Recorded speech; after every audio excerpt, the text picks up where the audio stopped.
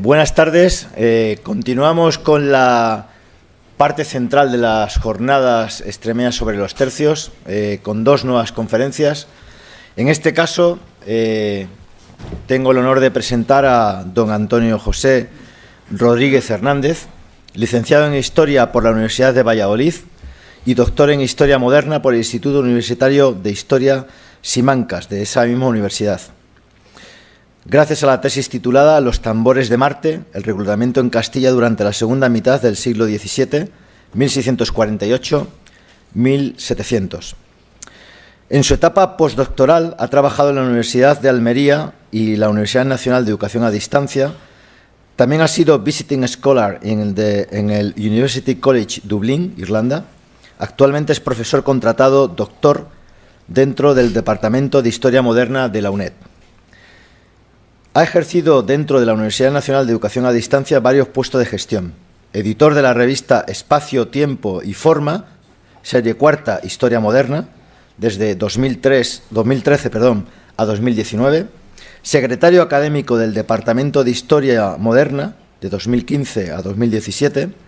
Vicerrector adjunto a cargo de la divulgación científica dentro del Vicerrectorado de Investigación e Internacionalización de 2017 a 2018, secretario de la Facultad de Geografía e Historia de 2018 a 2022 y coordinador de Máster Oficial de Historia Militar de España de 2020 al presente, impartido por el Instituto Gutiérrez Mellado de la UNED.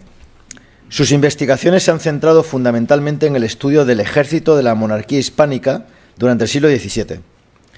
Ha sido galardonado con el Premio Ejército en Investigación en Humanidades y Ciencias Sociales 2006, gracias a la monografía España, Flandes y la Guerra de Devolución, 1667-1668, en Madrid, 2007. Ha publicado otras 4 monografías y más de 50 trabajos en revistas y publicaciones científicas sobre el reclutamiento de soldados, la guerra, la composición de los ejércitos, la movilización militar y el ajuste de asientos y contratos para la obtención de recursos para la guerra. Hoy nos va a hablar, y además es un, asiduo a las jornadas desde el principio, es su tercera intervención, nos va a hablar de la militarización y desmilitarización en territorios de frontera durante el reinado de Carlos II, 1668-1700. Un análisis comparativo de Navarra y Extremadura. Por hacer una pequeña síntesis de la conferencia, les puedo decir que durante el reinado de Carlos II, la militarización y desmilitarización de las fronteras españolas se reflejaron de manera significativa en 2 regiones claves: Navarra y Extremadura. Navarra fue objeto de una intensa militarización para contener el expansionismo de Luis XIV, el famoso Rey Sol, lo que llevó a un aumento en la presencia militar en ese territorio, la construcción de fortificaciones, la formalización de asientos militares, además de la instalación de hospitales, almacenes y otros elementos esenciales en un entorno montañoso y fuertemente marcado por una autonomía foral que aún conserva. Por su parte, Extremadura vivió una situación casi opuesta completamente. Tras el Tratado de Paz de Portugal de 1668, que da fin a la Guerra de la Restauración portuguesa, la progresiva desmovilización de tropas que estaban aquí permitió que el territorio se recuperara de los efectos prolongados de la guerra. No olvidemos que empezó en 1640 y estamos en 1668. 28 años de guerra. 28 años de guerra. No obstante, la presencia de soldados profesionales se mantuvo durante varias décadas más, debido a las recurrentes tensiones. Portugal era un territorio que legalmente era parte de la monarquía. No olvidemos que cuando Portugal se incorpora a la corona, lo hace dentro de la legalidad internacional, que diríamos hoy, dentro de lo que se entiende por legalidad internacional. Es como si la ONU dijese que había derecho, porque es una sucesión legal, independientemente de que hubiese, como hubo en su caso, con el prior Crato, gente que por otros intereses de otras potencias, pues se opusiese a que Felipe II era el señor natural de estas tierras. La guerra de restauración portuguesa no deja de ser una guerra rebelde como la holandesa. Son súbditos del rey que se sublevan contra el derecho natural en esas tierras. Y eso es muy importante tenerlo en cuenta, porque al final España, la monarquía, lo que va a dar es a muchos territorios de Europa su acta fundacional como nación. Holanda, Países Bajos, nace por oposición contra la monarquía. Portugal, al final, se independiza en contra, y hemos visto durante estas jornadas cómo prácticamente desde toda la Edad Media hasta la Edad Moderna, el Reino de Portugal, que era parte del Reino de Galicia, no nos olvidemos, Portugal era un condado del Reino de Galicia, va a estar emparentado casi constantemente. Si no son suegros, son cuñados. Eso es importante, no es un reino ajeno, no es Francia. Portugal forma parte de la Hispania romana como tal. Y va a tener el mismo proyecto de restitutio, reconquista, que hemos traducido nosotros, de los territorios de la diócesis Hispaniorum. Y eso va a hacer que Portugal se lance a coger la última provincia de esa diócesis Hispaniorum, que es la Mauritania Tingitanis. El norte de Marruecos, con capital en Tánger, que era parte de esa diócesis Hispaniorum. De ahí, por ejemplo, que el rey Manuel de Portugal va a morir en Alcácer-Quibir, por ejemplo. Va a ir ahí por eso. Por eso los territorios del Sáhara van a ser más castellanos antes que otros territorios de la península. Y esto es algo que se nos olvida. El norte de África era parte del limes romano, porque la frontera era el desierto, no el mar. El mar era un nudo de comunicación. Y esa restitutio que los visigodos, cuando hacen el pacto de pueblo federado en Roma y hacen el relevo con el Comes Hispaniorum en Emérita Augusta, capital de la diócesis, el relevo entre el rey de los visigodos y el Comes en representación del emperador, los visigodos tienen claro que han heredado un territorio organizado administrativamente.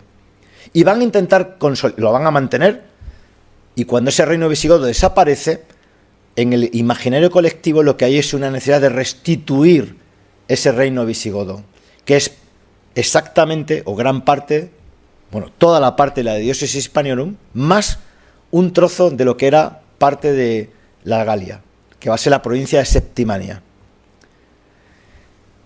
Y esto es importante tenerlo porque con Portugal vamos a tener un montón de problemas en este sentido. Con el tiempo la situación se va a estabilizar, lo que va a permitir que dirigir recursos militares que están en Extremadura durante 28 años hacia Navarra, porque la nueva tensión geopolítica va a ser en la frontera de los territorios de Cataluña y de Navarra con Francia. Incluso en momentos de mayor conflicto, como la Guerra de los 9 años, a finales del siglo XVII, los soldados extremeños fueron desplegados en otros frentes, por este motivo, como en Cataluña, en Ceuta e incluso en Navarra. Este análisis comparativo que don Antonio nos va a mostrar revela la adaptabilidad de la administración española, flexible, como hemos visto en la conferencia anterior, a los conceptos geopolíticos específicos. Ya nos hablaba don Luis Alfonso de esa flexibilidad geopolítica que tuvo la parte de Extremadura, así como la influencia y las limitaciones impuestas por el específico marco foral que tenía el territorio de Navarra. Así que espero que sea del interés de todos los que asistís hoy aquí. Don Antonio, muchas gracias. Tiene la palabra. Muchas gracias, Manuel, por esa presentación tan generosa hacia mi persona y de nuevamente por la gentileza nuevamente de que pueda estar aquí con ustedes, ¿no? Lo cual pues siempre me honra, siempre acepto ese reto de volver y sobre todo porque me encanta Extremadura y yo creo que mis investigaciones también a veces se reflejan en Extremadura. Así que muchas gracias por esa invitación a la asociación, etcétera. Antes un poco de empezar en materia, aunque voy a intentarles, con el tiempo verán ciertas referencias, aunque ya las ha citado un poco en el resumen Manuel, en el sentido de que hay más relación de la que parece entre Navarra y Extremadura, ¿de acuerdo? Van a ver ustedes, se van a dar cuenta de ello. Pero antes de eso y un poco al hilo, un poquito del debate que ha surgido especialmente en la sesión pasada, quería hacer unas pequeñas reflexiones sobre un poco la historia militar, porque aquí se citaba, digamos, en este púlpito, por llamarlo de alguna manera, el hecho de que, bueno, la historia militar y todo lo que debíamos, especialmente a los anglosajones, ¿no? Y que, bueno, pues que había que superar eso, que yo también soy partidario, en el sentido de que, bueno, sí, ciertamente, pues algunos historiadores anglosajones, Parker, Thompson, a mí me parece un historiador que a veces no le mencionamos tanto como se merece, o incluso Quatrefages, un francés, han aportado mucho al estudio de la historia militar española, porque nos enseñaron, a mediados del siglo XX, cómo se podía trabajar, digamos, la documentación, y superar especialmente pues, elementos decimonónicos, como ya se han hablado aquí, y se han criticado como Quionar. Aunque ciertamente yo creo que Quionar, en su momento, pues hombre, a mediados del siglo XIX, un militar formado y que, bueno, tuvo el interés por volver a los archivos, lo cual creo que es bastante sintomático y bastante importante.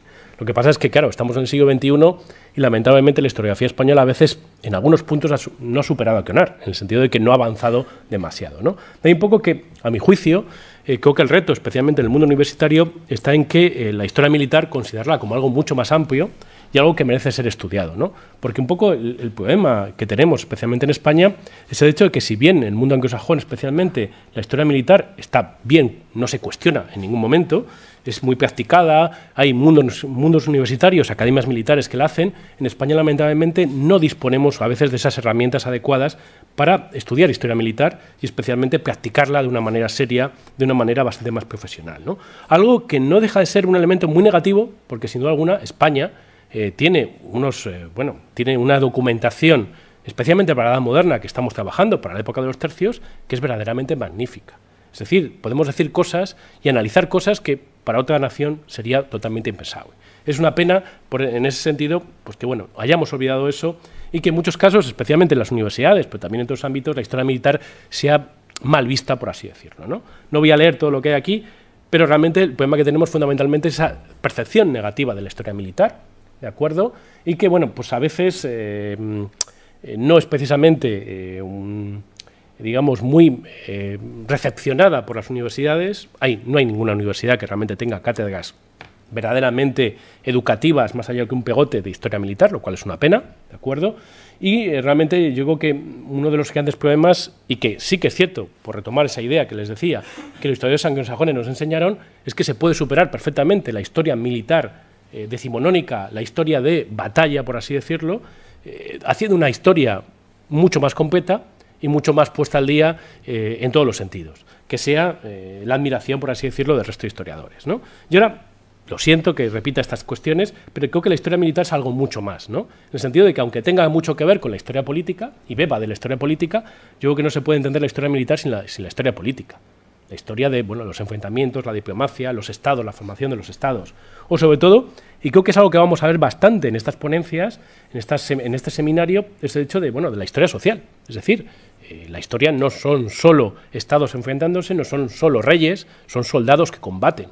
Y además, no creo que ahí, digamos, lo bueno que tiene especialmente los ejércitos en la Edad Moderna es que son un reflejo de las sociedades por las que luchan. En el sentido de que vamos a ver un ejército, todos los estamentos sociales, todo lo que representa una sociedad, lo vamos a ver perfectamente en un ejército de todas las épocas, bueno, especialmente en la Edad Moderna y de todos los países. Pero también la historia económica. A mí me costó un tiempo, especialmente como estudiante, como historiador, comprender que, lamentablemente, los soldados tienen la mala costumbre de necesitar comer, ¿no? De ser pagados para seguir combatiendo, algo que quizá en esta sociedad moderna tendemos a olvidar, por eso no comprendemos bien la deserción en la Edad Moderna, pero claro, si a un soldado se le paga una vez cada 16 meses, como veremos en la ponencia, pues hombre, yo creo que tiene cierta legitimidad para desertar, si me permiten, ¿no? Es algo que, bueno, la economía, a veces, pues esa historia económica también la necesitamos para desarrollar, digamos, la historia militar o la propia historia institucional. No solo las instituciones como el Consejo de Guerra, el Consejo de Estado, sino porque a veces para los historiadores es mucho más interesante ver los ejércitos cuando no combaten que cuando combaten, porque dejan mucho más rastro documental. Nos dicen muchas más cosas a veces, ¿de acuerdo? Mientras que a veces en la batalla no nos llegan a decir su formación, no nos llegan a decir el fondo que tienen los escuadrones, sino nos dicen simplemente que han ganado. ¿De acuerdo? Entonces, por eso a veces, cuando los ejércitos están en paz, en reposo, por llamarlo de alguna manera, de más poética, son a veces más interesantes. Por no decir que la historia militar puede tener muchas transferencias tecnológicas, culturales. La guerra y la nobleza, por ejemplo, es un tema que todavía no se ha tratado suficiente y que, a mi juicio, especialmente, claro, esto es muy parcial, en el fondo la historia militar puede ser una especie de historia total o es necesaria para esa historia total al respecto de esas necesidades que tiene la historia moderna. Y ahora, si me permiten, lo siento por el rollo, voy a hablarles simplemente de fuentes y ahora pasaremos, por así decirlo, al tema, ¿no? Al respecto un poco del trabajo que voy a reflexionar de dos fronteras, analizarlas y ver los puntos, elementos de comparación, pero también de diferenciación, lo que quiero decir es simplemente dónde están mis fuentes, ¿de acuerdo? Mis fuentes están fundamentalmente en el Consejo de Guerra, ¿de acuerdo? El Archivo General de Simancas, fundamentalmente, y sobre todo, pues intento no solo ver la correspondencia de los corregidores o de los gobernadores de las fronteras, sino también muchas veces ver lo que dice el Consejo de Estado, lo que dicen las órdenes, lo que dicen incluso los memoriales particulares, ¿de acuerdo? No voy a verles mucho más de esto, sino simplemente que es una tarea, pues a veces tediosa. Aquí ven la típica consulta del Consejo de Guerra, ¿de acuerdo? Es, en este caso, 6 de octubre de 1673, y es la correspondencia continua es un poco a lo que me dedico. Además de eso, evidentemente me gusta documentarme en el Consejo de Estado, porque no deja de ser otra cosa que el órgano rector de la monarquía, es el que decide muchas veces dónde se va a combatir, por qué, etcétera, etcétera. Y luego, evidentemente, algo que no tengo tan avanzado, digamos, en mis estudios de la frontera, son los elementos de Hacienda. Es decir, sobre todo porque la contaduría pues es un poco difícil de trabajar con ella, y aquí se lee bastante bien, pero las cuentas no dejan de ser a veces un tanto peculiares. Y ahora, antes de entrar un poco en materia, quiero reflexionar al respecto un poco de cómo se defendía la monarquía. En este caso es la península ibérica con sus islas y adyacentes, también África. Y aquí simplemente tenemos los llamados presidios, los números de 1622. La tabla seguramente la ven bastante mal. No voy a pasar rápido, no se preocupen. Pero bueno, aquí simplemente si se dan cuenta, ahora la analizaremos. Aquí vamos a ver unas guardas de Castilla, por mucho que se diga que son el ejército. Bueno, el primer ejército español realmente no son un ejército, son unos pocos jinetes, son un poco más que eso. Realmente el sistema español, especialmente para defender la península, está centrada en presidios. Es decir, son compañías fundamentalmente, hay algún tercio, pero son fundamentalmente compañías que guardan, digamos, los lugares que se cree que puede venir la invasión. Aquí posiblemente lo veamos bastante mejor. Y si se dan cuenta, en la imagen anterior no está Extremadura, ¿verdad? Porque bueno, en ese momento, estamos hablando de 1622, forma parte de la monarquía Portugal. No es necesario mantener en Extremadura ningún efectivo, por lo menos pagado por el rey, ¿de acuerdo? Y aquí ven un poco simplemente dónde está la defensa de la monarquía, y más allá de algún tercio de la armada, esto es lo que hay. Y las dotaciones de galeras, de la armada, etcétera, etcétera. Es decir, son fundamentalmente dotaciones fijas que defienden, o que su tarea es defender, digamos, las posiciones, las fortificaciones que tienen a su cargo, un tiempo suficiente para que haya un ejército de respuesta. Es decir, las milicias se movilicen, desde Madrid se mande o se cree un nuevo ejército y puedan ser liberados. Es decir, fundamentalmente donde están encuadrados es la defensa contra la frontera francesa, para que me entiendan, es decir, la zona pirenaica, ¿de acuerdo? Son, bueno, voy a pasar de nuevo hacia atrás, son las islas, ¿de acuerdo? Ahí también están un poco en Canarias, pero sobre todo Azores y Madeira, ¿de acuerdo? Portugal, hay un importante, efectivos, hay muchos efectivos, especialmente en Portugal, Galicia, pero también, por ejemplo, es muy importante la defensa de la costa de Granada y especialmente, por ejemplo, el presidio de Cádiz. Incluso, especialmente el norte de África, es especialmente, tiene mucha dotación en gran medida porque, claro, la mayor parte de las amenazas, especialmente en ese momento, en 1622, vienen del norte de África, ¿no? Es simplemente para que ustedes se sitúen. Y ahora voy a situar simplemente el único presidio, porque realmente Extremadura hay que darse cuenta que en esta época no tiene una dotación profesional. Ciertamente hay guarniciones, entre comillas, hay castillos, pero están generalmente en manos de la nobleza, que supuestamente tiene la obligación de mantener una pequeña guardia armada, pero que al menos no está pagada por el rey. Es lo único que hay en la frontera de Extremadura, básicamente, insisto, porque estamos, Portugal no deja de ser España, ¿no?, en ese momento. En este sentido, simplemente una imagen, aunque ahí tienen la fortificación de Cádiz, que es posiblemente una de las más importantes del momento, pero aquí tienen básicamente lo que es Pamplona, lo que es Navarra, dentro un poco de ese sistema de presidios, ¿no? Es decir, es una dotación estructural de unos 910 hombres, pero que continuamente va a ir reduciendo, digamos, su fuerza continuamente. Y aquí tiene una imagen, de nuevo, esos presidios, donde están situados, si se dan cuenta, y una cosa es la teoría, que lo tienen en la margen, no sé si lo ven, en esta tabla, una cosa es la teoría y otra cosa es la práctica. Es decir, las muestras que vamos viendo, aquí he cogido un marco en la década de los 30-40, es realmente falta más de la mitad de la dotación de todos los presidios, ¿de acuerdo? ¿Por qué? Porque muchas veces la muestra nos falta, o a veces simplemente es porque, bueno, pues la dotación no está para nada cubierta, ¿de acuerdo? Y ahí, insisto, no está Extremadura.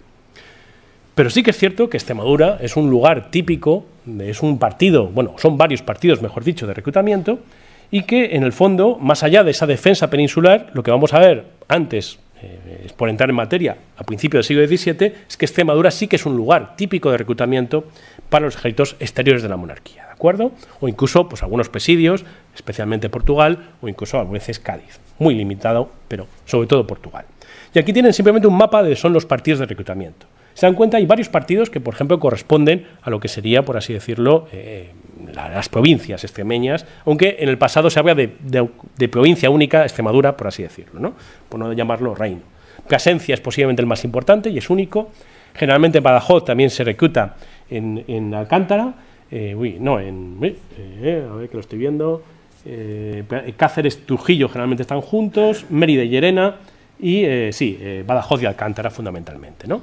Y pese al mito, pues sí que es cierto que a veces se recluta especialmente en territorios de la nobleza o incluso de las órdenes militares, ¿no? Pero en el fondo el trasiego habitual militar, especialmente de estas épocas más pacíficas, por llamarlo de alguna manera, de Extremadura, es básicamente el reclutamiento periódico de estos soldados. Y hay que darse cuenta de que en el fondo, y esto es una imagen, unas cuantas catas, prácticamente cada año se reclutan tropas. Es decir, a veces la media son unas 40 compañías. Hay veces que se reclutan más, hay veces que se reclutan menos, y aunque teóricamente las ordenanzas dicen que deben tener 250 hombres, las compañías con suerte llegan a 100, ¿de acuerdo? Esa es la realidad. ¿Por qué? Porque realmente son voluntarios, ¿no? Y de hecho es un trasiego tan habitual que yo, como aquí les muestro un documento de archivo, que bueno, el rey se molesta a imprimirlo, y ahí lo único que cambia es el nombre del capitán. Es decir, cuando algo es bastante continuo es cuando se puede aplicar la imprenta, para que me entiendan, y es simplemente se lo muestro.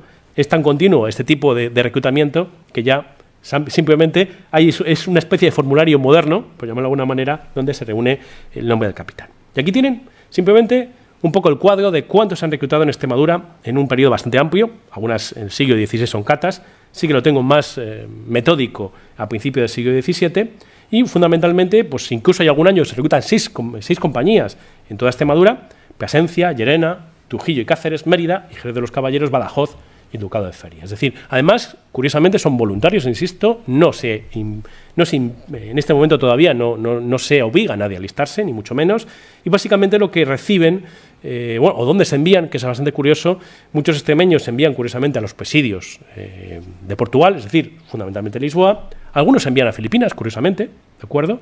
Algunos a Indias, es decir, a América, y otros incluso a Flandes, a Italia, etcétera, etcétera, ¿de acuerdo? Es decir, fundamentalmente lo que vemos es que Extremadura no es un lugar de recepción de soldados, sino es un lugar donde se reclutan soldados para servir fuera. Evidentemente el cambio se va a producir en la Guerra de Restauración portuguesa. Y además, al hilo de lo que decía Manuel, es muy interesante el propio título que le damos a la guerra.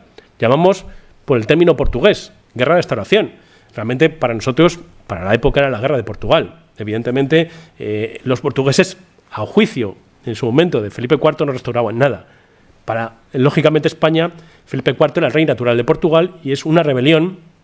Además, es un golpe de Estado palaciego, realmente lo que ocurre en Portugal en el diciembre de 1640, que bueno, conlleva una larga guerra, evidentemente, y que incluso, que ahora estamos hablando generalmente en la prensa, en el relato, cuando vemos la documentación, siempre los datos españoles no hablan del duque de Braganza como rey de Portugal, sino le dicen simplemente el rey tirano, ¿no? Ya le van el apelativo para descalificarle, ¿no? Realmente no voy a hablar de la restauración porque voy a hablar de la época posterior, pero simplemente me parece importante introducir una serie de cuestiones porque, en el fondo, la restauración de Portugal, o la guerra de Portugal, es algo muy negativo para Extremadura. Son 28 años de guerra, no del todo completos, pero son casi 28 años de guerra, y realmente pues la propia provincia, por llamarlo de alguna manera, realmente no solo va a sufrir una despoblación brutal y una pérdida muy grande, sino que además va a notar mucho los estragos de la guerra, incluso varias décadas después, ¿no? Despoblación, sobre todo, es algo que se va a notar y que va a ser muy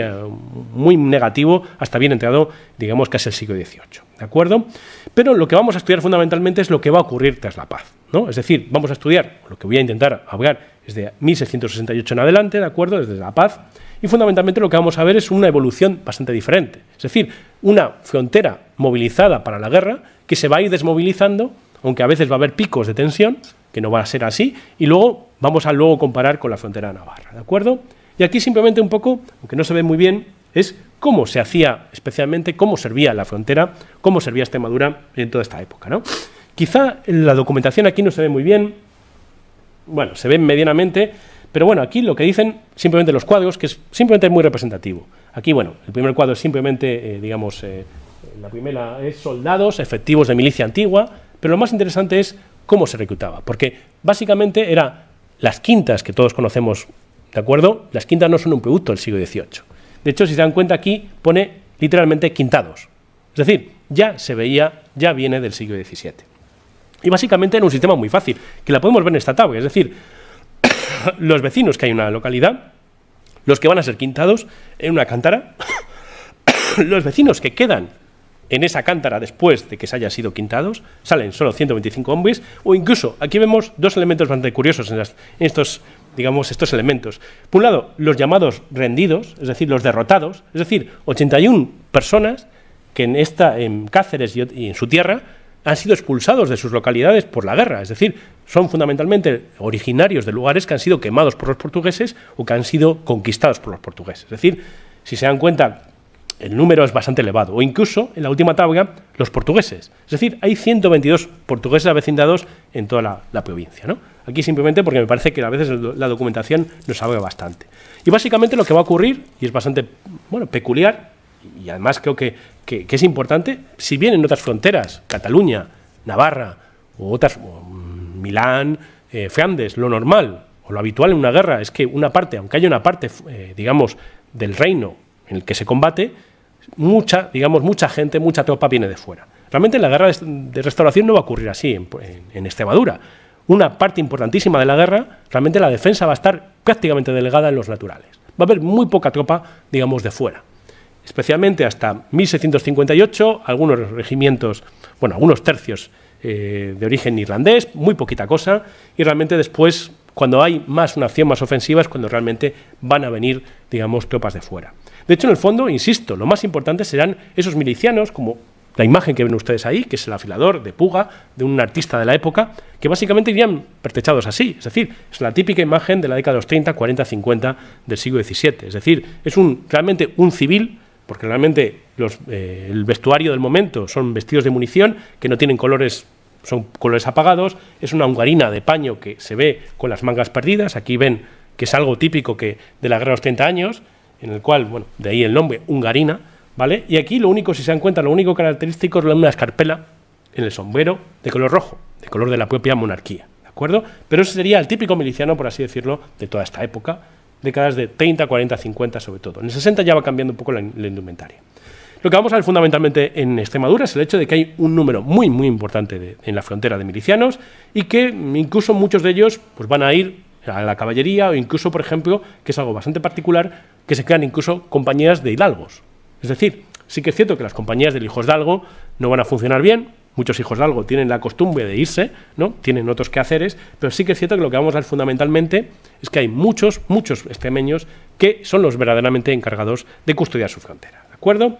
Y otro elemento además que vamos a ver a mayores es el hecho de que, y ahora quizá no se van a dar cuenta, pero con el futuro, cuando vaya avanzando mi exposición, se van a dar cuenta, es que muchos, digamos, extremeños van a ser parte, digamos, de la caballería que defiende la frontera, ¿de acuerdo?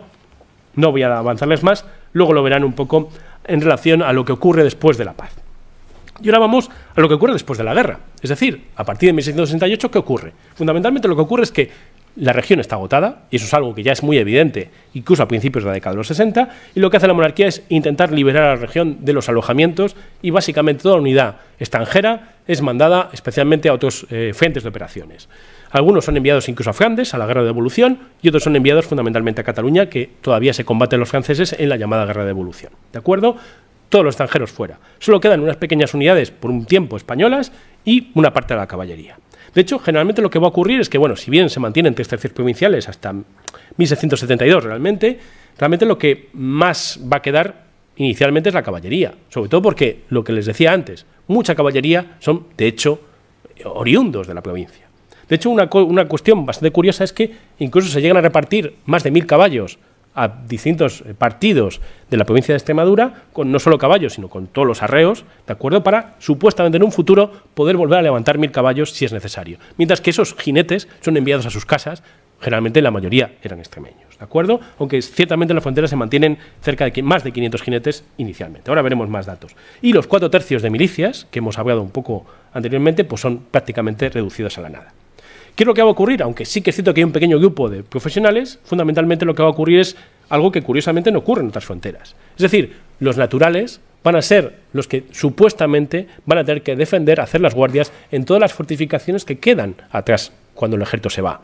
Sí que es cierto, todavía en esta época quedan profesionales, ¿vale? Pero fundamentalmente lo que se va a imponer es que en Badajoz, Jerez de los Caballeros, todas las guarniciones, por así decirlo, haya un número de vecinos, por un lado, pero también de milicianos que tienen la obligación de custodiar diariamente, por así decirlo, todas las fortificaciones. Por ejemplo, en Valencia de Alcántara, ¿qué se impone? Un capitán que debe ser soldado, es decir, debe ser un veterano, más 40 milicianos para el castillo. Además, 25 naturales que tienen que quedar también allí. Es decir, continuamente, supuestamente, todos los días debe haber ese número de personas, ¿vale? Eso, evidentemente, como ustedes pueden ver, además aquí se ve en la documentación, es decir, 40 panes de munición se dan diariamente. En este caso estamos hablando de los vecinos y naturales de la Plaza de Valencia. Valencia con B, pero Valencia, ¿de acuerdo? ¿Cuál es el problema? Que los milicianos, después, especialmente es algo que vamos a ver viendo cuando avance la década de 1670, los milicianos están verdaderamente agotados de esa obligación continua.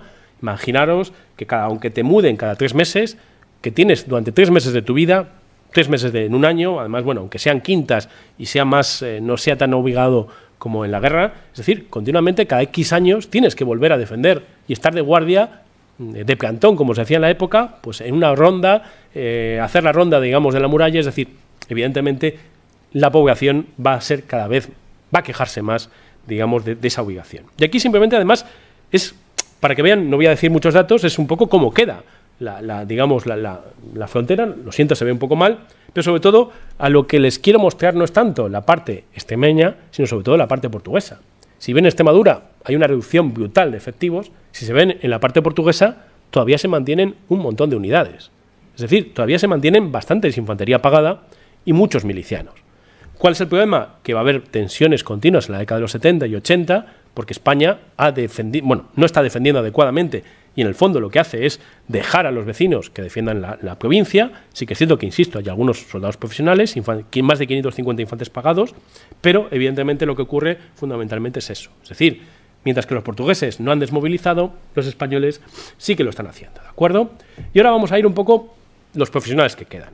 Fundamentalmente ahora lo veremos en otro documento, pero fundamentalmente hasta 1672, aunque quedan inicialmente 3 tercios provinciales, solo hay uno que se mantiene más de 10 años, que es el llamado tercio provincial de Madrid, el llamado Colorados Viejos, ¿de acuerdo?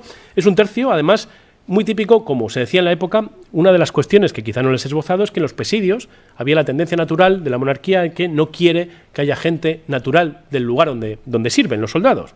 Es algo que, bueno, a la monarquía le encanta. Es decir, en las regulaciones supuestamente no se prohíbe que en una guarnición haya una persona que haya nacido allí, ¿de acuerdo? Incluso se prohíbe supuestamente que los soldados se casen.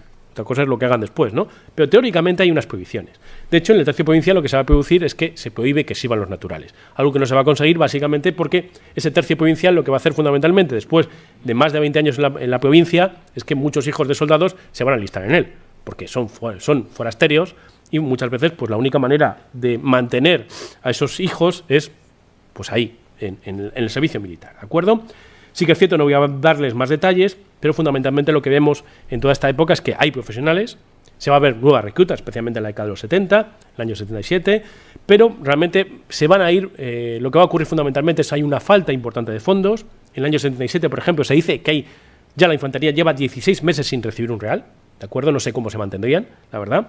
Y la caballería fundamentalmente es una caballería muy buena, muy veterana, pero que cada vez lo que se ve especialmente después de más de 10 años después de la guerra es que los caballos se dice que son demasiado viejos, se dice que los soldados pues ya empiezan a tener, digamos, sus achaques y que aunque sean muy veteranos, pues tienen muchos problemas, por así decirlo, de fondo. Y aquí tenemos un poco el tercio provincial de Madrid, donde estaba, defiende fundamentalmente Badajoz, Alcántara y Moraleja, el resto fundamentalmente son milicias y es simplemente para darles unos detalles. Y aquí ven una imagen panorámica de 1669, después de la guerra, a 1688. Luego entenderán por qué me he quedado en 1688. Si se dan cuenta, continuamente vemos, hay un retroceso ya continuo, fundamentalmente porque los tercios provinciales había 3, en el año 71-72 se van, 2 de ellos, se queda el tercio provincial, que está aquí en azul, el tercio provincial de Madrid, y fundamentalmente lo que vemos es que los tercios de milicias extremeños, pues bueno, no siempre tienen la dotación adecuada, y la caballería, pues a veces se va reduciendo, por así decirlo. Pero si se dan cuenta, hay algo que no coincide, ¿no? Que es el hecho de que el año, especialmente 77, bueno, 76 hay algo más de tropa, y fundamentalmente en el año 81 se dan cuenta ahí con un pico bastante importante, ¿de acuerdo? Que voy a intentar explicarles. Fundamentalmente lo que ocurre en el año 81 es que, aunque haya ocurrido en el año 79, el gobernador español de Buenos Aires ha atacado la colonia portuguesa de Sacramento, ¿de acuerdo? Y la ha conquistado. Eso, aunque tarda en el tiempo, llega a Portugal la noticia y los españoles creen que los portugueses van a atacar la frontera. De hecho, el año 81 es un año de pánico, verdaderamente, y se cree que los portugueses están armando al otro lado de la frontera y que van a atacar Badajoz. De ahí un poco que, si se dan cuenta ese año, hay un pico, sobre todo muchos milicianos que se reclutan, o incluso la llegada de un trozo externo, es decir, un grupo de caballería de más de 500 jinetes, alojado en Castilla, y que se llama el trozo de Rosellón, y que va a estar momentáneamente unos meses a Badajoz. Pero ¿qué es lo que ocurre curiosamente un poquito después? Que básicamente la tensión en otro lado de la frontera, la pacificación, digamos, con Portugal llega, y lo que ocurre fundamentalmente es que la tensión aumenta, especialmente en el año 82, curiosamente en Navarra. ¿Y dónde se enviará el único tercio provincial que quedaba en Portugal, que quedaba en Extremadura? El de Madrid. Curiosamente, se enviará a Pamplona. Lo mismo que ocurría, por ejemplo, con ese trozo de Rosellón, que también se enviará, curiosamente, a Pamplona en ese momento, ¿de acuerdo? Que tienen simplemente, documentos de archivo, ahora que se pueden ver. Y evidentemente también una de las cuestiones que no voy a esbozar, hay expertos en fortificación aquí en Extremadura, pero una de las cuestiones que quizá, además, comparativamente es importante cuando comparamos con Pamplona, con Navarra, es el hecho de que, si bien en otras fronteras vamos a ver en toda esta época de Carlos II que hay una importancia mayor de volver a reconstruir, digamos, los muros, las fronteras y especialmente las fortificaciones, lo que vamos a ver fundamentalmente en toda la frontera de Extremadura es que, aunque Badajoz tiene algunas pequeñas intervenciones, realmente no se va a invertir mucho, por no decir que nada, especialmente en Badajoz y otras partes. Y aunque, podía haber un poco de esas tensiones fronterizas, no quiero detenerme demasiado, son las habituales, contrabando, etcétera, etcétera, pero me voy a quedar simplemente con esta frase que ven ustedes aquí. El problema es que España va a tener muchas tensiones con Portugal en la década de los 70, sobre todo por ese tratado secreto que se va a firmar en 1666 con Francia, y en el fondo el problema que tiene España después de la paz de 1668 es que cree que en algún momento, digamos, se van a aliar Portugal y Francia y, digamos, Portugal va a seguir el mandato de Francia y va a invadir, digamos, la frontera, ¿no? De ahí un poco que uno de los grandes problemas que ven algunos de los máximos exponentes de la monarquía, como dice el marqués de Castelrodrigo en el año 74, es que España tiene una ventosa como Portugal a las espaldas. El problema que tiene a veces la monarquía es que no se ve capaz, como ya ha ocurrido, insisto, en 1640, de poder luchar en dos frentes. Poder luchar contra Portugal y poder luchar contra Francia, especialmente en la frontera pirenaica.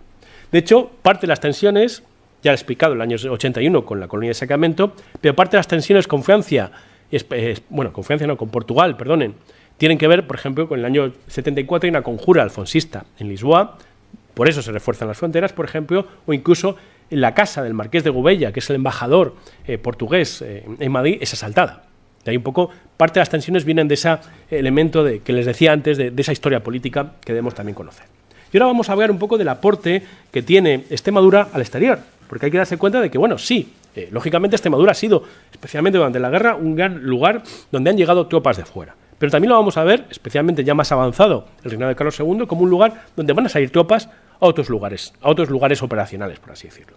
Al respecto del reclutamiento, es curioso que, en la década de los 70 prácticamente no se recluta nada en Extremadura. Es decir, como el rey sabe perfectamente que la provincia está esquilmada, no va a reclutar prácticamente nada. 2 compañías en el año 76, con la guerra de Holanda, que lo único que consiguen son 90 voluntarios. Poca cosa, la verdad. ¿Pero por qué? Porque evidentemente la monarquía sabe perfectamente que son los vecinos de toda la provincia, de toda Extremadura, los que están defendiendo la raya. De ahí un poco que, su intervención sea bastante limitada. Las cosas van a ir cambiando especialmente con la guerra de los 9 años. Fundamentalmente porque lo que vemos es que se va a retirar prácticamente todas las guarniciones que hay en la frontera extremeña, se van a enviar a otras partes, y lo que vamos a ver fundamentalmente es que hay cada vez más levas en la guerra de los 9 años, insisto, de cara a otros lugares, ¿no? Por ejemplo, de infantería es muy limitado. Ahora les hablaré también de la caballería. El hecho de que, sí que es cierto que en el año 90 se crea el llamado Tercio de las Ciudades, compuesto por los servicios de diferentes ciudades castellanas, ¿de acuerdo? Y Badajoz y Plasencia forman una compañía, que van a mantener durante 3 años en el ejército de Cataluña. son las típicas compañías levantadas a costa de las ciudades, son compañías levantadas, generalmente se pone de capitán a gente que no tiene ningún tipo de servicio, pero que es generalmente pues alguien muy relacionado con la élite, por así decirlo, ciudadana de las ciudades, ¿no? Caso de Plasencia, caso de Badajoz. Trujillo, en cambio, por ejemplo, va a dar dinero, o Cáceres, por ejemplo, va a dar simplemente monturas. Y otras ciudades extremeñas ni siquiera van a contestar. Pero, curiosamente, y es algo muy curioso, insisto, el caso extremeño, es que durante la Guerra de los 9 años, lo más importante va a ser la caballería. Es decir, ya les he esbozado algunas veces ese aporte espectacular de los extremeños en la caballería, pero fundamentalmente lo que va a salir de Extremadura en la Guerra de los 9 años van a ser jinetes. Es decir, parece que los extremeños van a ser los centauros, por así decirlo, de la caballería española, especialmente en los territorios peninsulares. Es decir, lo que vamos a ver fundamentalmente es que hay muchos, incluso hijos de personas que han servido en la caballería extremeña en la guerra de restauración portuguesa y que, curiosamente, son jóvenes, pero van a incluso no solo reclutar a su costa una parte de la compañía, sino que se van, a cambio de las patentes en blanco, van a levantar diferentes compañías. Pero el aporte es bastante importante. Año 89, por ejemplo, lo poco que quedaba de la caballería profesional que hay en la frontera se envía a a Cataluña, es la creación del llamado trozo de Extremadura, y que además se recluta con más efectivos. Son 300 al que se suman más número. Luego el año 91 más efectivos y, por ejemplo, el año 92 es muy curioso, porque se envían 500 desmontados reclutados en Extremadura al ejército de Lombardía. Es decir, curiosamente además sabemos perfectamente cómo se vistieron, con una casaca roja con las vueltas de color amarillo, que es curiosamente como servían, supuestamente, parte de los tercios de infantería españoles que servían en Milán, ¿no? No sabemos si alguno terminó en el tercio de Saboya, pero nunca se sabe. Son más de 500, casi 500 los que se reclutan y, bueno, se embarcan un poquito menos. Pero, por ejemplo, más desmontados distintos años, incluso en el año 94, más de 1.500. Ciertamente, en este caso, si bien antes hemos hablado fundamentalmente de voluntarios, en el año 1694, fundamentalmente son también repartidos. Aquí tenemos, por ejemplo, lo que se consigue. Aunque se pidieron 1.500, realmente se consigue reunir en Extremadura 1.361. 400 son voluntarios, casi 1.000 son el llamado repartimiento del 2% de las vecindades. Como ocurría en Castilla, este año sí que le toca a Extremadura y básicamente de cada 100 vecinos se sacan 2 para servir en el ejército. En este caso, insisto, es inédito porque la caballería generalmente en España no se recluta. Hay pocas reclutas, pero curiosamente el número de extremeños en el ejército de Cataluña especialmente es muy importante. Y de hecho, después, entre el año 95 y 96, se va a crear un nuevo trozo de caballería. Ya hemos visto el trozo de Extremadura, ahora se va a crear el llamado trozo de Badajoz, fundado, por Ángel Mendoza y que, va a tener en torno más allá de 400 efectivos. De hecho, es muy curioso porque en las primeras levas que se hacen, especialmente de caballería, en la década de los 90, lo que vamos a ver fundamentalmente es que los propios corregidores de Badajoz dicen que hay muchos hijos de soldados que han servido aquí en Badajoz, cuyos, que se van alistando especialmente en esa caballería. De hecho, se dice que en varias de las levas hay más de 200 vecinos de Badajoz, ¿no? Y luego también lo que veremos es el restablecimiento de las milicias. Es decir, ya aunque se intenta en el año 92, en el año 94 lo que ocurre fundamentalmente es que esos 4 tercios de milicias que después de la guerra, en el año 68, pues se reforman, por así decirlo, y se quedan en muy poquitas compañías, 4 compañías veteranas, lo que va a ocurrir fundamentalmente es que se vuelven a formar.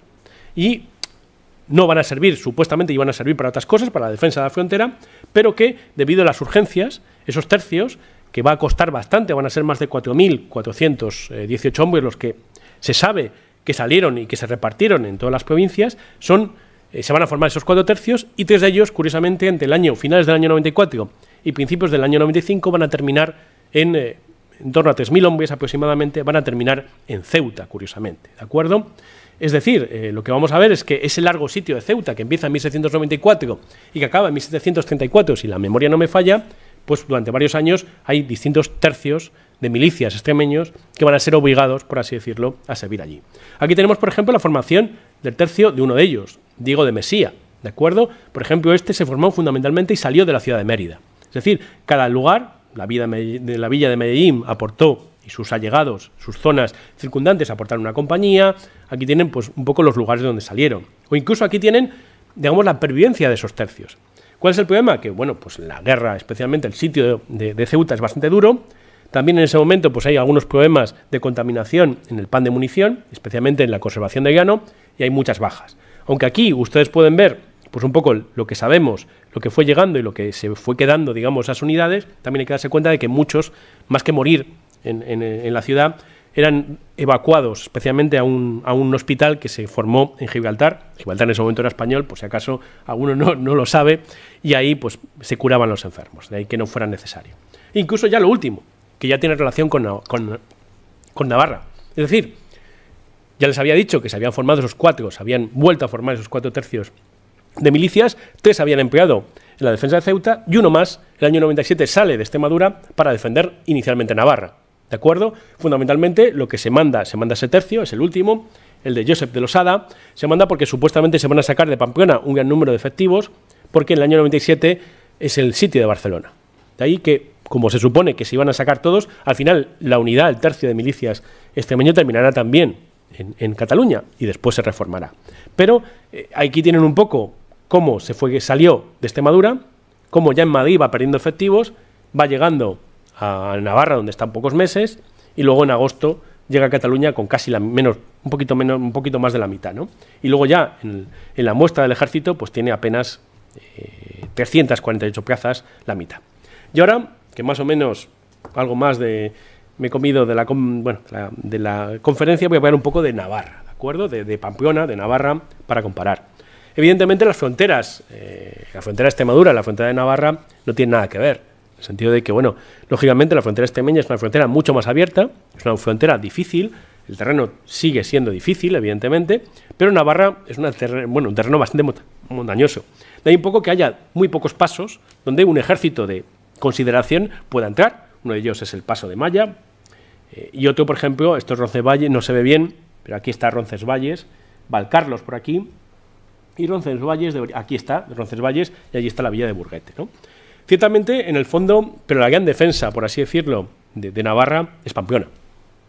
Una ciudadela que, en el fondo, pues, tiene una evolución bastante peculiar, porque si bien inicialmente, ya en el siglo XVI empieza, la ciudadela Pamplona realmente se inaugura por el rey en la década de los 40, y todavía siguen avanzando las fortificaciones hasta bien entrado el siglo XVIII. Pero uno de los momentos donde más, digamos, tienen auge esas fortificaciones es, curiosamente, a finales del reinado de Carlos II, de las décadas de los 80 en adelante.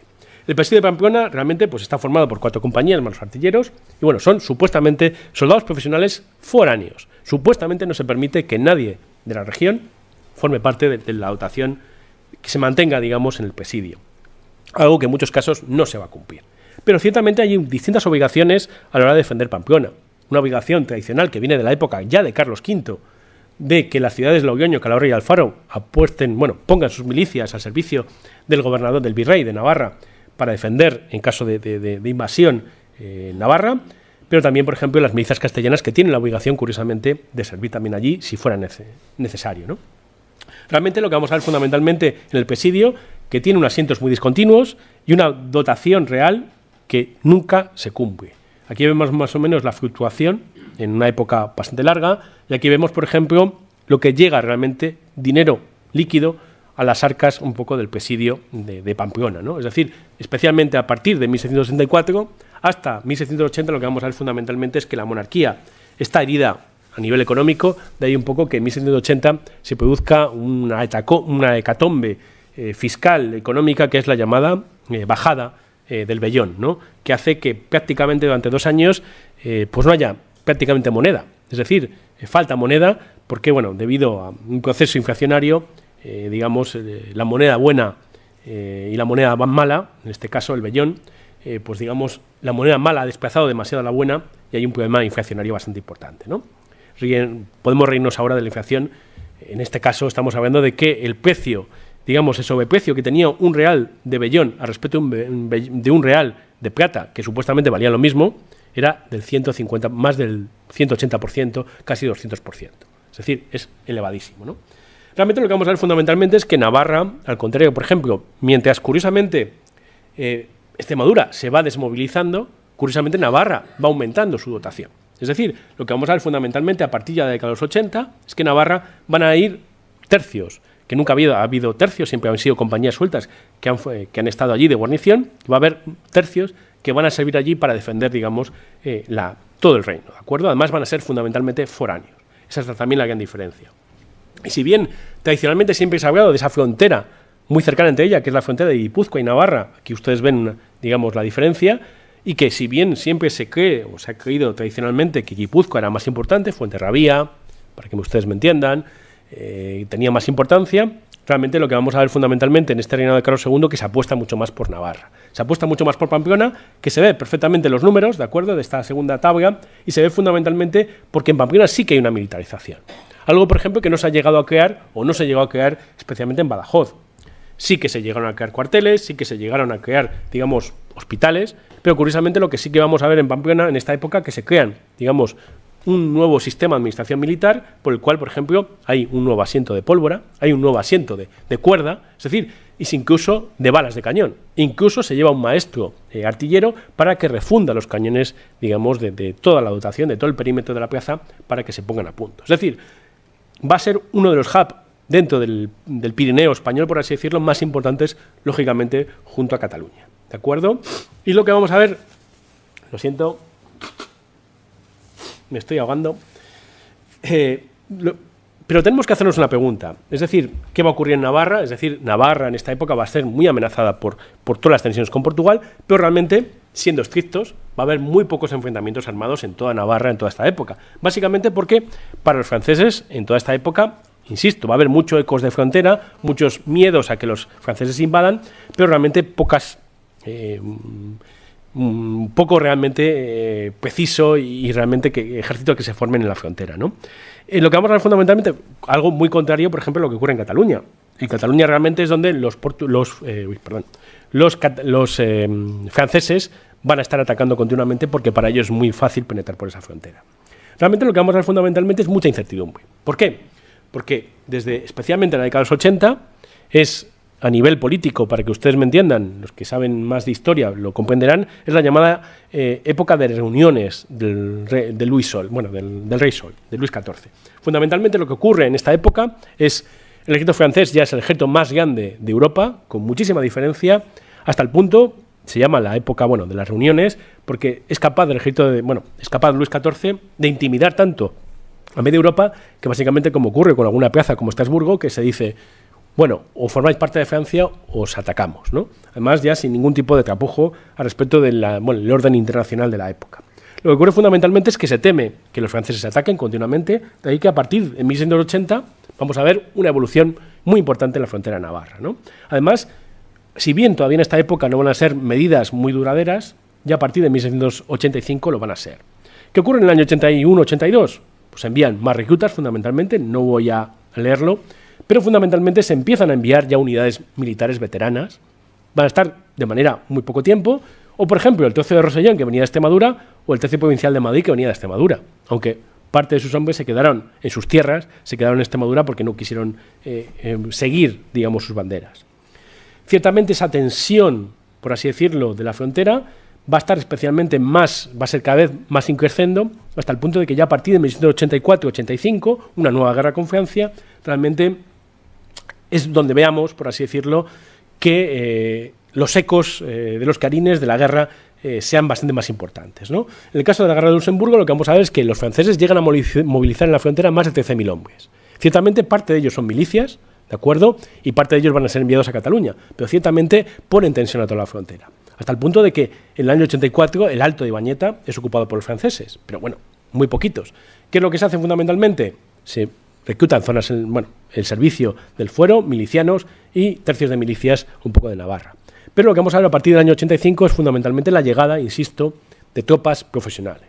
Fundamentalmente lo que ocurre es la llegada de más dinero, de más medios, económicamente es la creación de nuevos asientos, es decir, se mueve mucho dinero especialmente, y llegan los dos primeros tercios, que van a estar un largo tiempo, que es el tercio de Diego Salinas. Curiosamente, Diego Salinas es el defensor de Gibraltar cuando es atacado y es tomado por los ingleses, y Diego Salinas, pues forma un tercio de más de 1.000 hombres en Castilla, especialmente en Madrid, Valladolid, y es enviado a defender Pamplona, ¿de acuerdo? O incluso, por ejemplo, se desvía de Cataluña el llamado tercio provincial de Córdoba, el de los Verdes Viejos, de Carlos de Guía, con más de 700 veteranos. También una de las cuestiones que... Estoy quedando sin voz. Bueno, estoy sufriendo. Lo que vamos a ver además, que es muy interesante, es el tema de la paga, ¿no? Además, hay una gran diferencia entre esas dos unidades. Por un lado, hay una unidad que se llama el tercio provincial, recuerden, y otra unidad que es el tercio de Salinas. Pero, ciertamente, el tercio provincial tiene, debido a que son unidades muy veteranas, son las mejores unidades que sirven en la península ibérica, por lo menos en este periodo, son 5 unidades solo, pero son unidades muy profesionales y sobre todo lo que tienen detrás es algo muy curioso. Es decir, están formadas y pagadas fundamentalmente, no formadas porque son muy profesionales, están pagadas por las milicias castellanas que se han compuesto a dinero. Es decir, por ejemplo, el tercio de Burgos-Valladolid, toda esa región, en vez de servir con sus milicias esa obligación ancestral, ha compuesto ese servicio, esa obligación a dinero, que se cobra, se recauda, y con eso se financia estas unidades. Es decir, en este caso, se financiaría el tercio de Burgos-Valladolid. Es decir, gracias a eso, estas unidades reciben seguro, más o menos, de manera bastante segura, 7 pagas al año. ¿De acuerdo? ¿De acuerdo? Mientras que lo que ocurre es con el tercio de Salinas, que es un tercio extraordinario, por ejemplo, de alguna manera, pues sus pagas están, digamos, dentro de lo que se pueda enviar al virrey de Navarra, lo que se pueda enviar a Navarra. ¿Qué ocurre? Que las consignaciones, que son fijas en muchos casos, no hay maniobabilidad para aumentarlas a veces. ¿Qué vamos a ver fundamentalmente? Lo veremos luego en un gráfico. Que el tercio de Salinas va perdiendo efectivos continuamente, mientras que el tercio provincial no le ocurre eso. Es bastante estable. ¿Cuál es el secreto del éxito? Las pagas fijas, aunque solo sean 7 pagas al año. Pero claro, el problema que tiene el tercio de Salinas es que hay años que a lo mejor ha cobrado una paga o 2, ¿de acuerdo? Además, insisto, en esta época lo que vamos a ver es que la paga es cada 40 días. Es decir, no hay una paga cada mes, es cada 40 días. Y de hecho no es una paga entera, fundamentalmente es media paga a los oficiales, un tercio a los oficiales reformados, una cuarta, y 18 reales mosqueteros, es decir, ni siquiera es una paga entera, ¿de acuerdo? Además, reciben vestuario, pan de munición, etcétera. Y aquí vemos, por ejemplo, para que se den cuenta, el tercio de guía, en un año, la fluctuación de efectivos es mínima. Es mínima. ¿Por qué? Porque reciben financiación. Y aquí tienen un poco la evolución de los dos tercios. Es decir, en azul, el tercio de Diego Salinas, que inicialmente tenía más de 1000 hombres, pero que en muy poco tiempo queda reducido prácticamente a un tercio. Después hay distintas reclutas, ciertamente, pero la estabilidad, digamos, se pierde, para que me entiendan. ¿De acuerdo? Y aquí, por ejemplo, tienen el coste de dotación ordinaria del presidio, porque además de estos tercios extraordinarios, hay 4 compañías que sirven en el presidio. ¿Cuál es el problema que tiene especialmente los pagos y que uno se da cuenta con el tiempo? Que, a pesar de todo esto, de esas 4 compañías, realmente las 7 viudas, las 21 plazas asociadas al castillo, sargento general de batalla, sargento mayor, reciben el 73% de todos los fondos que se pagan. Es decir, los mandos, incluido el virrey, reciben en proporción bastante más que, lógicamente, los propios soldados, ¿no? Que en muchos casos solo reciben el pan de munición. Y aquí tenemos, las cuentas son tremendas, pero aquí tenemos una evolución continua del dinero que se entrega al tercio de Diego Salinas. Hay cierta continuidad, pero lógicamente hay muchos años que se entrega muy, muy poquito, ¿de acuerdo? Cada 40 días. Al respecto a las fortificaciones, sí que es cierto que, insisto, Pamplona o Navarra tiene una ventaja, y es el hecho de que, es un territorio foral, pero sí que es cierto que, si bien Pamplona no, si bien Navarra aporta muy poco a las arcas, por llamarlas del Estado, ¿vale? Vamos a tomar ese término, realmente sí que aporta, dentro de sus servicios económicos, bastante para sus fortificaciones. Al punto de que, aquí estamos hablando, esto es de en torno a 1630, para que se den cuenta, parece bastante antiguo, ¿verdad? Pero no han pasado muchos años y esto es de 1680. Es decir, Pamplona va evolucionando, va teniendo cada vez más obras exteriores dentro de sus fortificaciones y va aumentando. Y si lo comparáramos con Badajoz, es bastante dañino, especialmente para Badajoz. Es decir, Pamplona se va reforzando, va teniendo cada vez más dinero y va mejorando sus fortificaciones.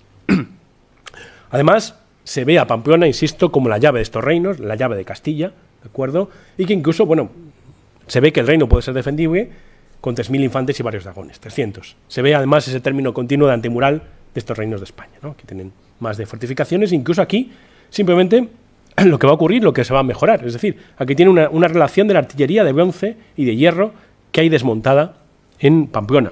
Esto es de 1673. Sí que hay en este momento 71 piezas que están sobre el suelo, desmontada, con varios problemas, pero lo que se consigue, y hay otras 50 lo que se consigue con el tiempo es que, al llevarse maestros especializados, toda esta artillería que está por el suelo, que está sin montaje, que está a veces rescabajada, se reacondiciona y se consigue reacondicionar, especialmente en la década de los finales de los 70, principios de los 80. Realmente la guerra de los 9 años tiene algunas acciones bélicas, no demasiadas, ¿de acuerdo? Son, fundamentalmente, hay varias ideas de bombardear y tomar Bayona, hay algunas, las llamadas bordas de los alduides, y realmente lo que vamos a ver fundamentalmente es la llegada continua de tropas al respecto un poco de la defensa de Pamplona. Los alduides, bueno, se ven aquí, es básicamente, si se dan cuenta, hay como una entrada aquí en el mapa, ¿de acuerdo? Estos son los llamados alduides, que son además de difícil, una orografía difícil, que es una tierra un poco de división y que, muy escarpada, pero que forma parte de Francia, pero que hay derechos de pasto por parte de la zona española, por así decirlo, y es un lugar de bastante tensión. Y es lo único, por así, la única lucha verdaderamente importante de toda esta época. Y aquí vamos a ver fundamentalmente lo que ocurre con Pamplona, es decir, lo que ocurre especialmente las llegadas en defensa de Pamplona del número importantísimo de tropas que van a ir llegando durante toda la guerra de los 9 años. Es decir, el número es muy, muy elevado, especialmente, sobre todo, si nos damos cuenta de que en el fondo la defensa, como ahora veré, no está hecha por los naturales, ¿de acuerdo? De hecho, además de los extremeños que les tengo ahí citados, pues muchos vienen de Burgos, son reclutas burgaleses, palentinos, de Valladolid, de Soria, de La Rioja, algunos vienen de Galicia, un tercio reclutado en Galicia para Flandes, al final, por ejemplo, en el año 95 se destina a la defensa de Pamplona, ¿de acuerdo? Y aquí tiene un poco la evolución de las tropas presentes en Pamplona en todo este momento, ¿de acuerdo? Aquí tienen, por ejemplo, el volumen, digamos, de los asientos formulados, es decir, el dinero que va llegando, que es bastante elevado, no voy a hablar más de dinero, o, por ejemplo, los ingresos de la Procuraduría de Navarra. En esto me voy a quedar un poco más. Si se dan cuenta, en el fondo, mucho, por no decir que casi todo viene de fuera. Realmente lo único que es propio, sacado del Reino de Navarra, es el 6%. Es decir, aquí, nunca mejor dicho, el que paga es Castilla. Es decir, no solo hay un dinero del presidio situado en juros y millones, sino sobre todo mucho llegado especialmente de América y enviado desde Madrid directamente por cartas de pago, parte asientos extraordinarios firmados con asentistas, pero pagados por Castilla, y hay muy poquito, insisto, algunos donativos, pero sobre todo hay muy poquito, por así decirlo, que venga de fuera, que venga del propio Reino de Navarra. Muy al contrario que, por ejemplo, lo que ocurría en Extremadura. ¿De acuerdo? Y aquí, por ejemplo, podemos quedarnos con la propia aportación de Navarra y el problema un poco del foralismo.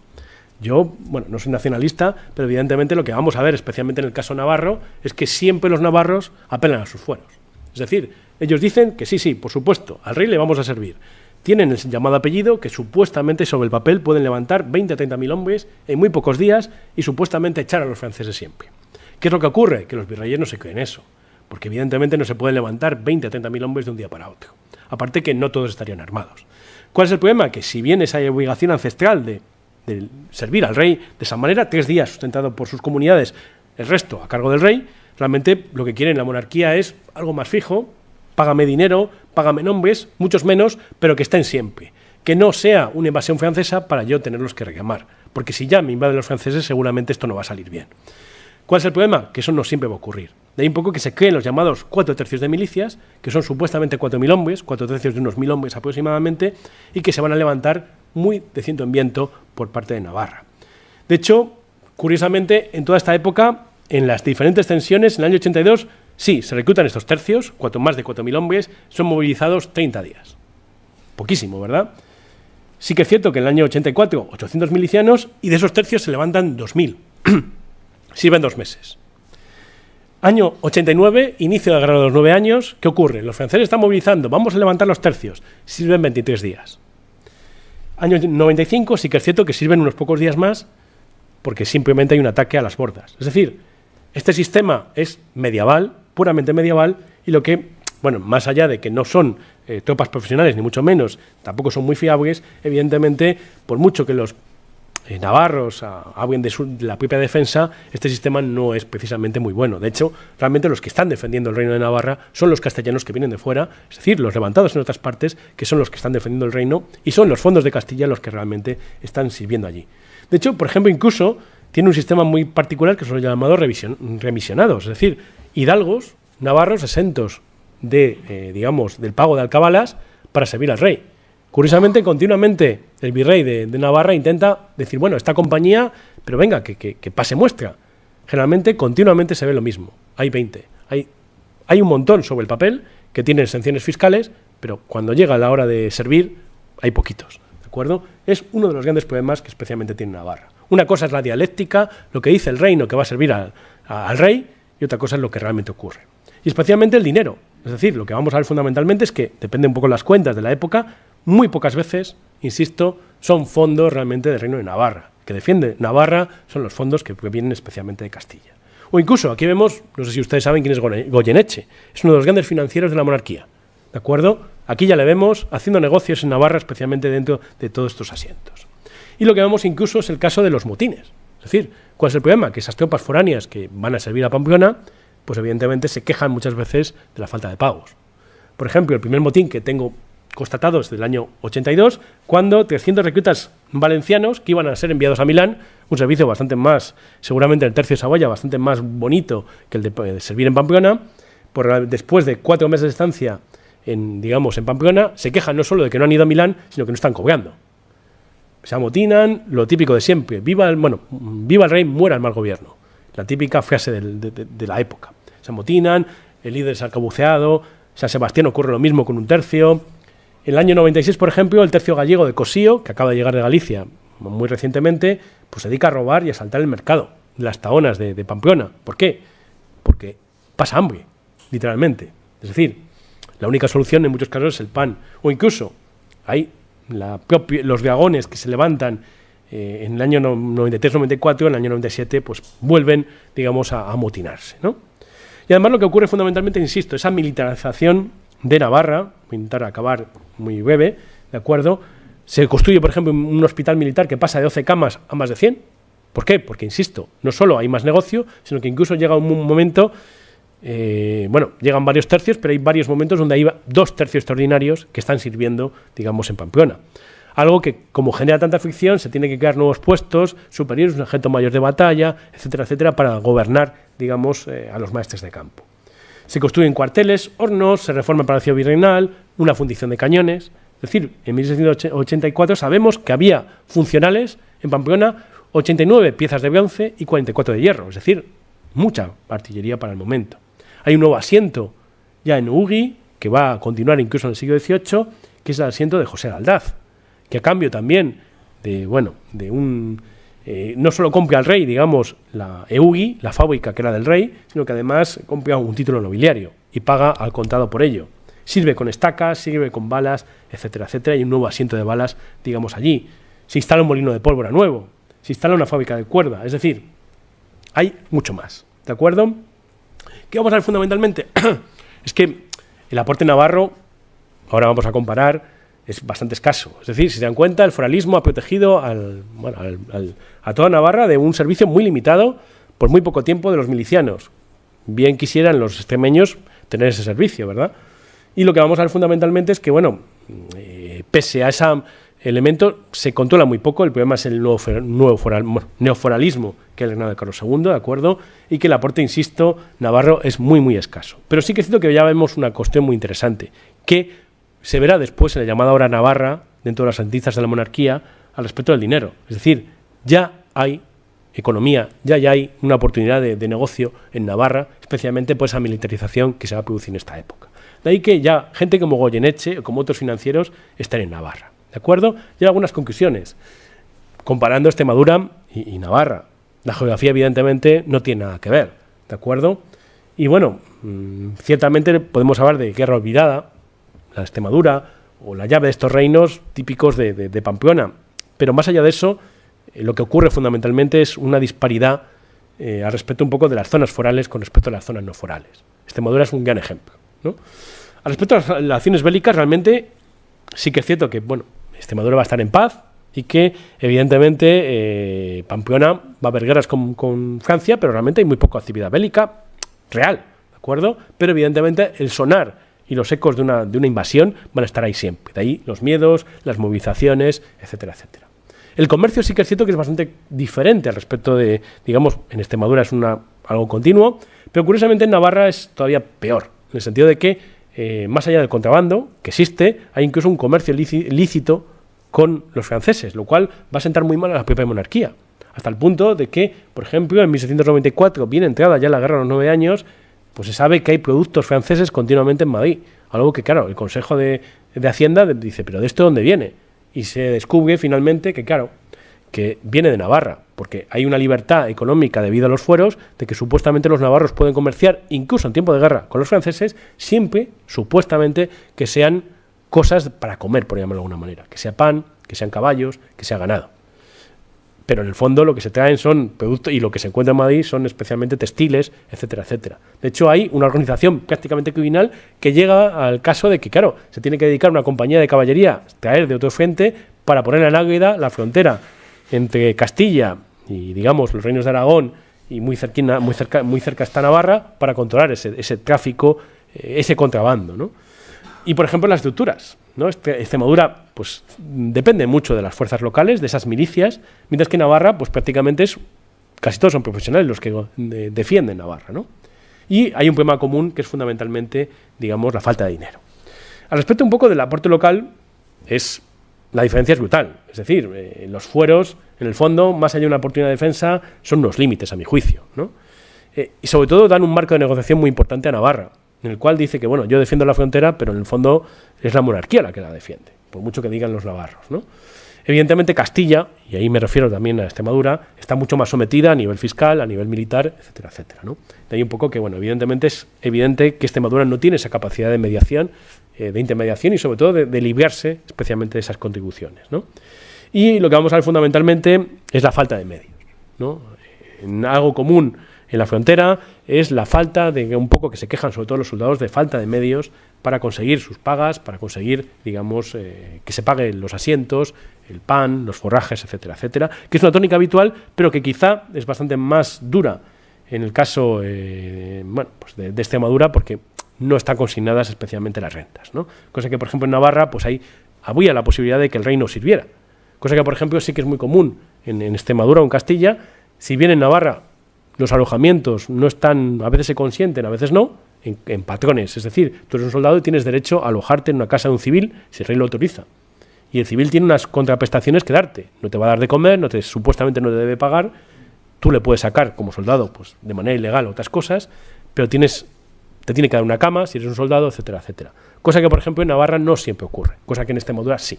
Es decir, no solo hay un peso en los alojamientos en Extremadura, sino también una carga fiscal muchísimo más elevada. De ahí un poco esas grandes diferenciaciones al respecto de ambas fronteras.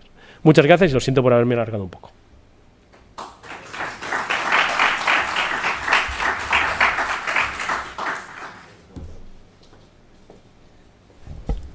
Bueno, Antonio, impresionante. Es tu tercera intervención aquí y la verdad es que no dejas de sorprenderme en todo lo que aportas. Yo me quedaría con tres cosas que, la verdad, si uno lo piensa fríamente, y la historia vale para... Han pasado 400 años. Ahí están los fueros. Hay cosas que no sabemos por qué. Yo haría una reflexión en alto, ¿no? Navarra era Castilla, era de la corona de Castilla, pero es privilegiada. Bueno, realmente... Es de la corona de Castilla como tal, es el Consejo de Castilla, hay un virrey, de acuerdo. No voy a entrar en la parte de la corona de Aragón, que tiene otra génesis, Cataluña como parte de la corona de Aragón. A mí siempre me ha sorprendido cómo una monarquía mundial, que es capaz de poner en Filipinas compañías y tercios, en Molucos, como vimos, que es capaz de desplegar tercios en Centro Europa, en Flandes, en Lombardía, resulta que su frontera peninsular con Francia no pone un sistema de rotación y tal, pero es algo que tendrá su justificación y su entendimiento, pero no logro llegar a ver la ventaja, porque como tú muy bien habéis dicho, los pactos son, ustedes defienden la frontera, pero la realidad es que la frontera la defiende Castilla. La realidad es que Castilla es la que defiende la corona de Aragón en Italia con el gran capitán. Esas son las realidades. La realidad es que Navarra, aparte de los privilegios, cuando llega la nueva dinastía borbónica, apoya a muerte a los borbones y son las élites navarras las que dominan la monarquía durante los primeros 50 años, hasta 1700 con Eslava, que hablamos aquí. Élites navarras que van a ser virreyes en América. Una capacidad negociadora y de influencia en Madrid, en la corte, brutal. Y estamos pensando que Extremadura en ese momento tiene mayor peso demográfico e importancia que Navarra. Y sin embargo, todavía no está el AVE aquí. No hay ni infraestructura, no hay inversión, no hay tal. Es decir, la historia vale para ver, no hay infraestructura en fortificación en el siglo XVII, pero es que seguimos sin infraestructuras aquí. ¿Por qué? ¿Por qué se dan esos clichés y se mantienen? Lo dejo ahí. Otro punto que me interesa mucho. Pavía, gran capitán. Seguimos con Francia, y Badajoz sabe mucho de Francia. El gran enemigo como Estado de la nación española ha sido Francia históricamente. Pero hemos visto desde la misma génesis de la España moderna con los reyes católicos, gran capitán, hasta el siglo XIX. ¿Pero qué hacen nuestras élites en el siglo XIX? Estudiar francés y admirar a Francia hoy en día. Es que hemos perdido la memoria histórica. Es decir, ¿para qué vale la historia y no me voy del mundo militar? Es que es importante, porque hay veces que no nos enteramos de por dónde sopla el aire. ¿De dónde sopla el aire? Pues sopla de esos documentos que estos ponentes están poniendo ahí. Esa es la realidad. Otra cosa es la interpretación. Otra cosa es lo que queremos. Y habré mucho que hablar de esto. Y lo tercero, desde Viriato, desde Roma, Extremadura ha sido una tierra de caballería. Y las vexilatio de las legiones romanas, muchas procedían de esta tierra. Y eso se demuestra en lo que tú has dicho. ¿Por qué Extremadura daba caballería? Porque desde los celtas lusitanos, esto es una tierra de caballos. O sea, hay cosas que la historia te va demostrando a lo largo del tiempo. Pero cuando estaban aquí bajo la denominación musulmana, o bajo la época musulmana, es que también los jinetes musulmanes eran famosos en la taifa de Badajoz. O sea, da igual el patrón que nos vista, al final hay cosas que se van manteniendo independientemente del entorno político, social que haya, porque como ha dicho antes el otro ponente, la geografía manda, por eso existe la geopolítica. La geografía, la tierra, manda. Y si una tierra es fértil, es productiva, es acogedora, pues tiene lo que tiene. Y da igual lo que vaya pasando a lo largo del tiempo. Lo dejo como reflexión, no voy a hacerte ninguna pregunta y como con el permiso de los oyentes, pues queda abierto para el que tenga interés preguntar algo.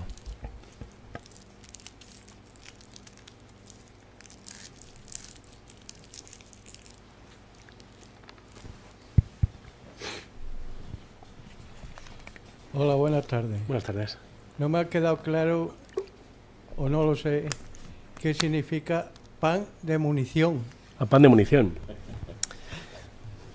Básicamente es, bueno, pues un pan elaborado por un asentista fundamentalmente, es un particular, es decir, es un negociante que trabaja para la corona a cambio de un dinero. Es decir, lo que hacen fundamentalmente, una de las grandes innovaciones curiosamente española, es el hecho de que con el tiempo se da cuenta la monarquía que, claro, para mantener a sus soldados, si no les pagas, es importante pues darles al menos lo básico, y una de las cosas básicas es el pan, ¿no? Entonces, una de las innovaciones es decir, dar una parte del sueldo, por así decirlo, en especie, en este caso de munición, de pan de munición, de ahí un poco que se llame así. Es un pan generalmente de 1,5 libras, elaborado, bueno, aquí en España era exclusivamente de pan blanco, es decir, de trigo, y que, bueno, se daba diariamente a los soldados, ¿de acuerdo? Es decir, generalmente no morían de hambre, por mucho que dijeran ellos, porque generalmente casi siempre tienen el pan. El problema está cuando no tienen el pan. Cuando tienen el pan, ahí ya es otra cosa.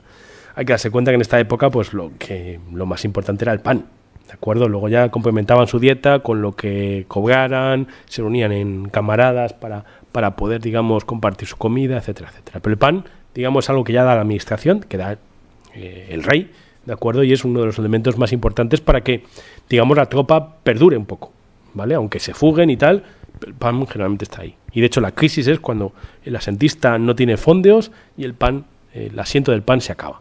Ahí ya es cuando el ejército lo tienes que dar por perdido, por así decirlo, porque no va a quedar ni el apuntador.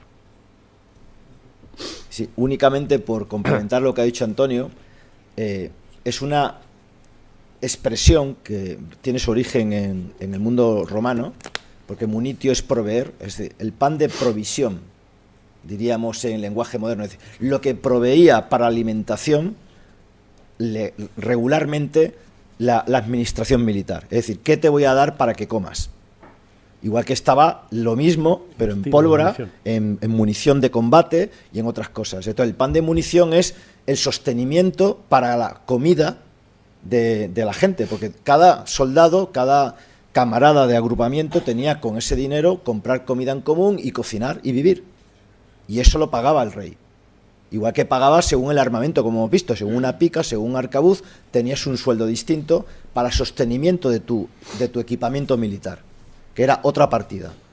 Y el pan de munición ha sido el que constantemente, dependiendo en qué territorios de la monarquía, pues tenían obligación las élites locales o los gobiernos locales de contribuir a ese pan de munición, de poder dar. Y eso ha sido algo que ha escrito ríos de tinta, ¿no? De ciudades con mucho peso, porque al final es dinero. El pan de munición, estamos hablando de que al final se traduce en trigo para hacer pan, pero ese trigo hay que pagarlo.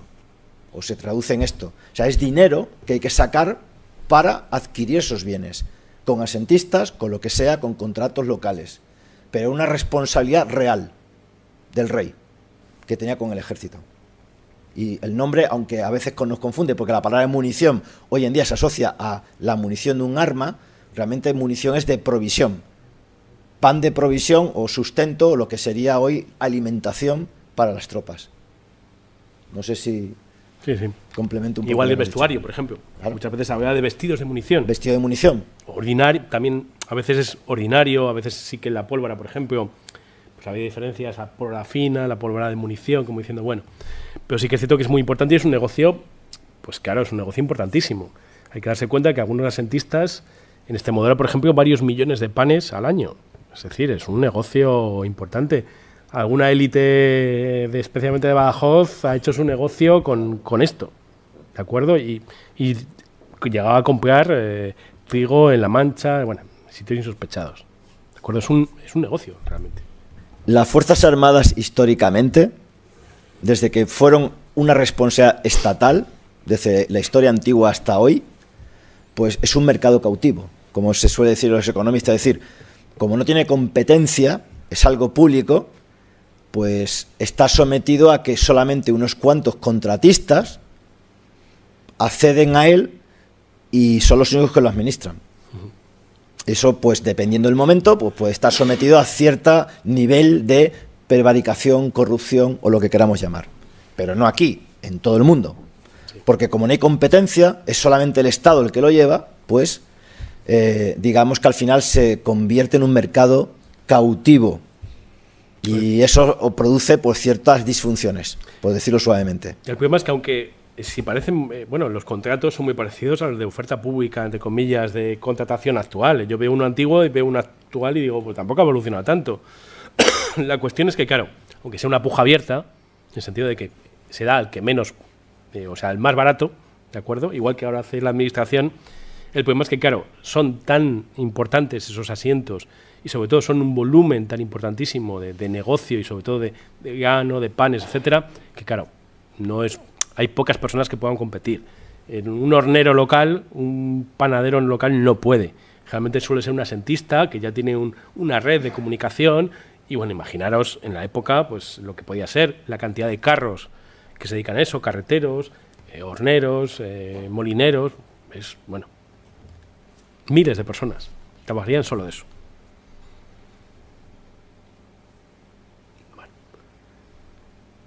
¿Alguna pregunta más? Vale. Bueno, Antonio, pues muchísimas gracias como siempre por tu tiempo, porque no es fácil traerte aquí, porque tienes 1000 frentes abiertos, por tus responsabilidades y por todo lo que llevas en distintos doctorados, máster y demás. Así que es un plus y un agradecimiento de la asociación porque sabe de tus quehaceres.